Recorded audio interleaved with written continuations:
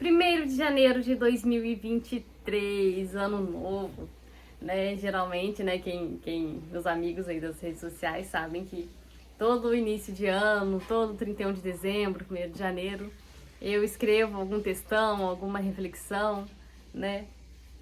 Sobre o novo ano que se inicia, sobre o que passou. Eu confesso que eu sou muito melhor escrevendo do que falando, né? Falando eu ainda me embolo um pouco com as palavras. Mas esse ano eu precisava gravar um vídeo para poder contar para vocês melhor, porque eu sei que muitos não têm paciência para ler, né? E eu sei que se eu fosse escrever daria um texto muito grande, né? Então vou tentar resumir de forma rápida nesse vídeo.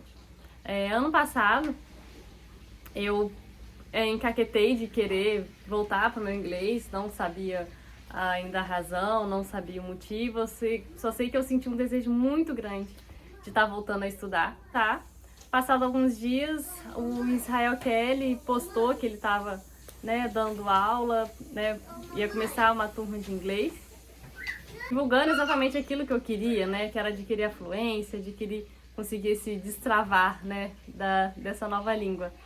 E nós conversamos ali em meados de julho, agosto, e quando foi em novembro eu efetivamente entrei na turma, né, estudei com a Janaína Kelly, esposa dele, né, pessoa maravilhosíssima. E numa dessas minhas tentativas de, né, desenvolver, eu acabei caindo num aplicativo que eu nem sabia que conhecia, que existia, né, e depois fui ver que já existia há muito tempo.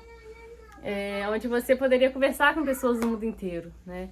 E eu falei, bom, essa é a minha oportunidade agora de colocar em prática tudo aquilo que eu tenho estudado, que eu tenho buscado, vamos lá. Eu, na minha ingenuidade, né, imaginei que fosse um aplicativo tranquilo, né, onde as pessoas estavam ali apenas para conversar.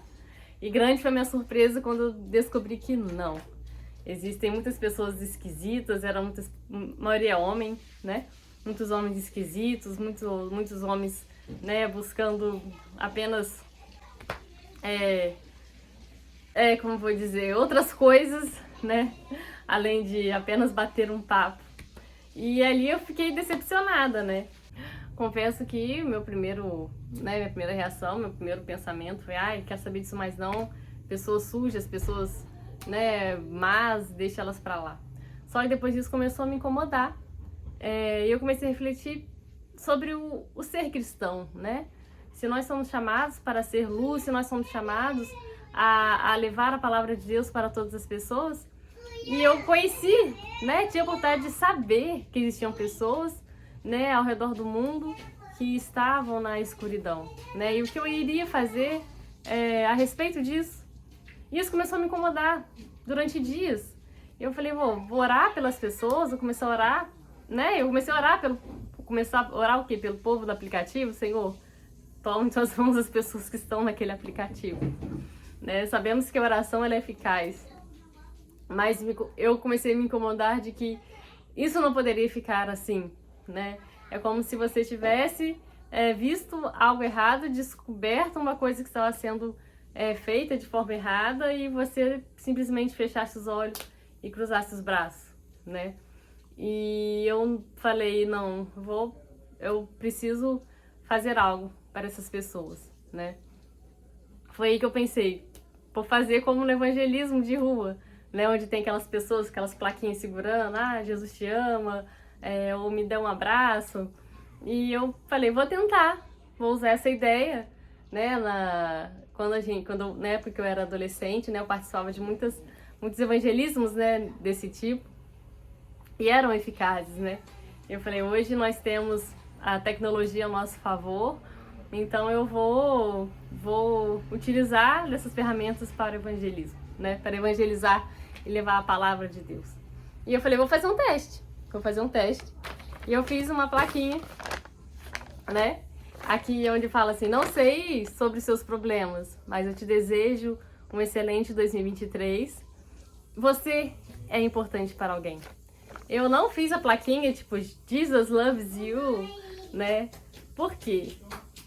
Eu não sei o que estava passando. Oi, neném. Na vida daquelas pessoas, não sabia o porquê que elas estavam ali, naquele aplicativo, não sabia o que estavam passando na vida delas, não sabia se eram pessoas cristãs afastadas, pessoas que sofreram perdas irreparáveis e não estavam conseguindo, né, se reerguer. Então você simplesmente falar Jesus te ama é lindo, mas dependendo do que a pessoa esteja passando naquele momento, né, não causaria o efeito que necessário. E uma das coisas que também me fizeram pensar nessas pessoas foi uma pregação da Joyce Meyer que eu tinha escutado alguns dias atrás, que tinha o tema Amando Pessoas que São Difíceis de Amar. Geralmente, quando a gente escuta sobre esse tema, a gente pensa logo ou num irmão que é difícil, num amigo que é difícil, ou num chefe, ou num colega de trabalho. Mas e quando isso vai além, né? Pessoas que a gente não conhece, pessoas que nós não temos nenhum relacionamento, pessoas que quando a gente olha, o nosso primeiro pensamento é desprezar, né? São essas pessoas que nós precisamos amar. E isso começou a me incomodar, porque são aqueles homens, aquelas pessoas que, a primeiro momento, eu olhei e falei, eca, que pessoas deploráveis, né? Que pessoas desprezíveis. São essas pessoas que Jesus nos manda amar, né?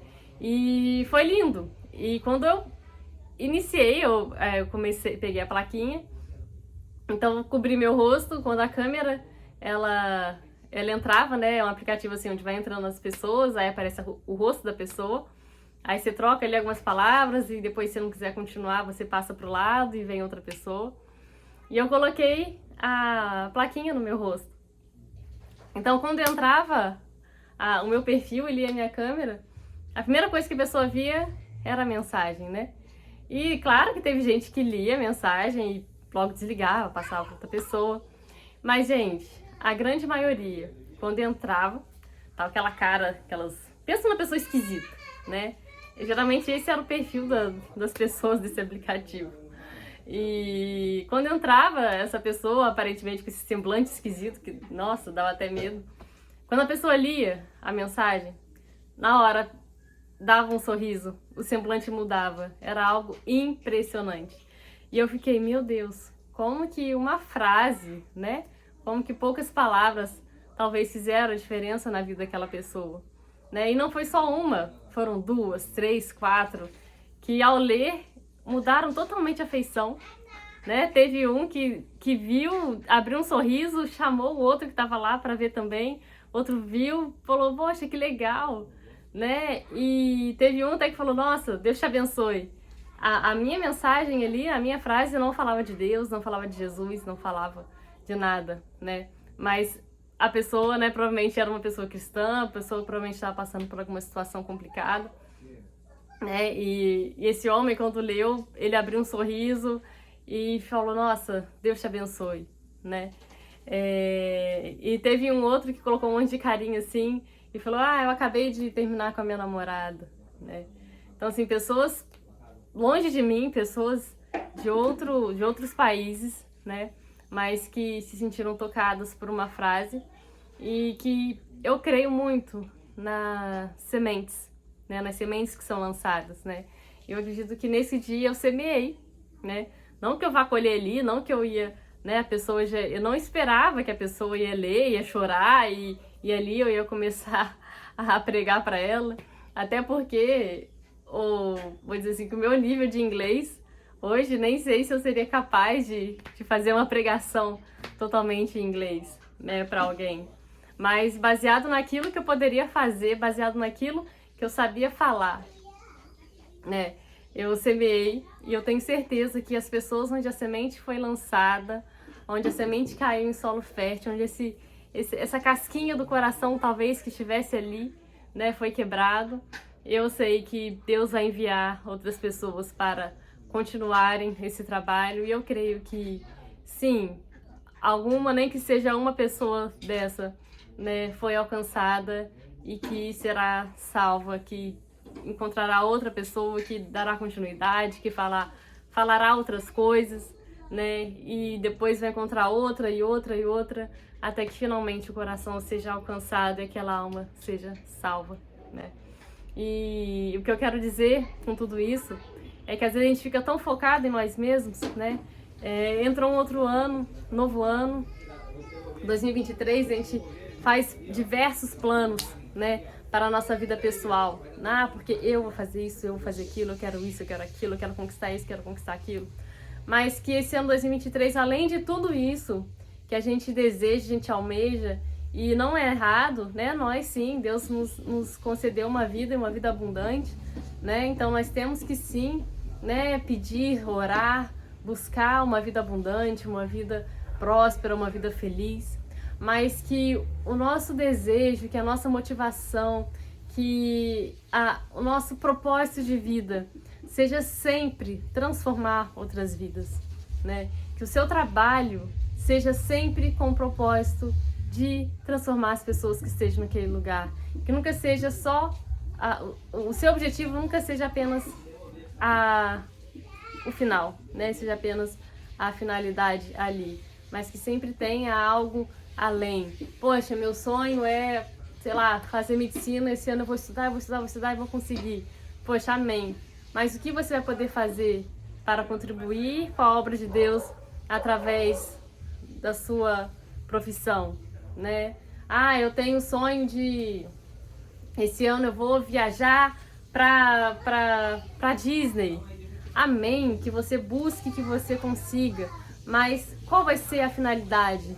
Poxa, eu vou viajar para Disney para mostrar para as pessoas que eu sirvo um Deus fiel, um Deus que conhece os desejos do meu coração, um Deus que concede, um Deus que não tem os ouvidos agravados, um Deus que abençoa. E se eu estou lá na Disney para a honra e glória de Deus, né? Então que a nossa vida, que o nosso 2023 seja totalmente pautado para a glória de Deus e numa busca pelo propósito, que nós possamos viver no propósito e sempre amando, né? Amando, amando e amando, até mesmo aquelas pessoas que nós consideramos difíceis de amar. Um ótimo 2023 a todos vocês.